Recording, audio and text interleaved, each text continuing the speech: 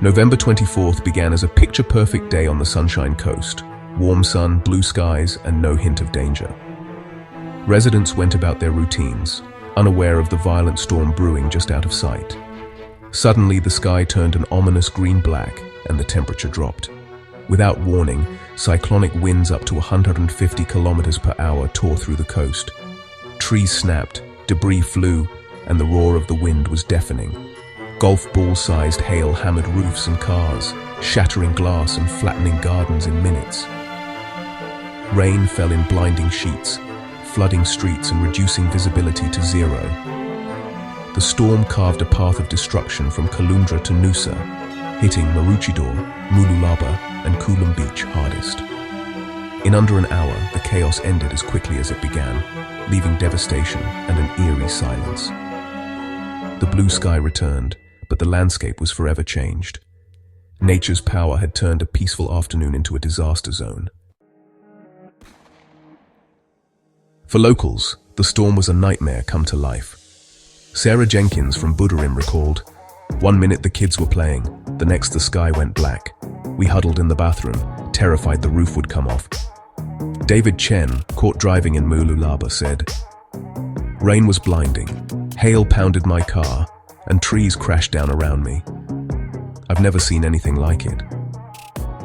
Maria Rossi of Coolum Beach watched her beloved garden and a decades-old tree destroyed in minutes. "It's heartbreaking to see years of work gone," she said. The storm's speed and violence left people feeling helpless, forced to shelter wherever they could.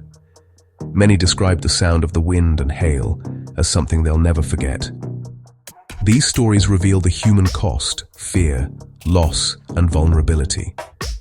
Yet in the aftermath, neighbors checked on each other, forging new bonds in the face of disaster. The storm wasn't just a weather event, it was a shared trauma. The community's resilience began to shine through, even as the damage was still being counted. People emerged from their homes, shaken but determined to help one another. The storm's memory will linger, but so will the spirit of unity it inspired. For many, this was a reminder of how quickly life can change, and how important it is to face adversity together. The storm plunged the Sunshine Coast into darkness as power lines snapped and transformers exploded. Over 85,000 homes and businesses lost electricity, stretching from Caloundra to Noosa. The blackout meant no lights, refrigeration, or communication for many. Crews faced dangerous conditions, fallen trees, live wires, and blocked roads, making repairs slow and hazardous. Residents struggled with spoiled food, medical concerns, and isolation as phone batteries died. The outage exposed just how dependent the community is on a stable power supply. Daylight revealed the storm's true toll. Roofs punctured by hail, homes crushed by fallen trees, and shattered windows everywhere. Businesses along tourist strips suffered smashed storefronts and destroyed outdoor areas, threatening their survival just before the holiday season. The natural environment was scarred. Ancient trees, uprooted parks, and beaches littered with debris and wildlife displaced or injured. Animal rescue centers were overwhelmed with calls about birds, possums, and even koalas in distress. Volunteers worked tirelessly to save as many animals as possible. The recovery for both people and nature will take months, if not years. The storm's impact was felt in every corner of the community. It was a stark reminder of how quickly disaster can reshape lives and landscapes. Emergency crews sprang into action as soon as the storm passed. SES volunteers, many dealing with their own damaged homes, worked through the night to patch roofs and clear roads. Firefighters and police secured downed power lines and managed traffic around flooded or blocked streets.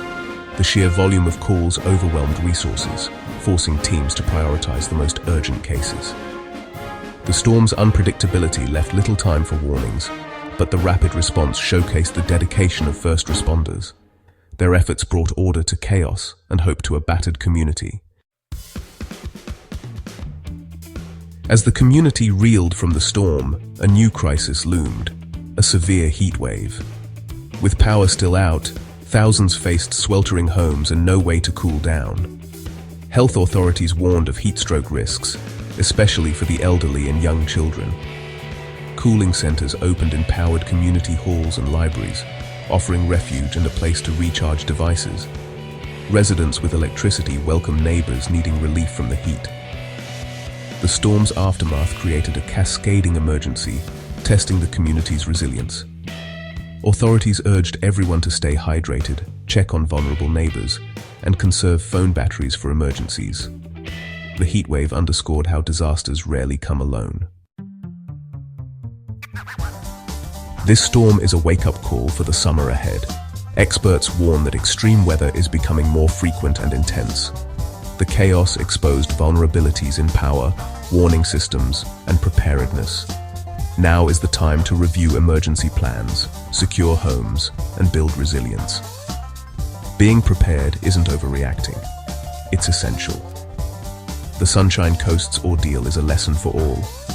We can't control the weather, but we can control how we respond. Summer has just begun, and this was only the first warning.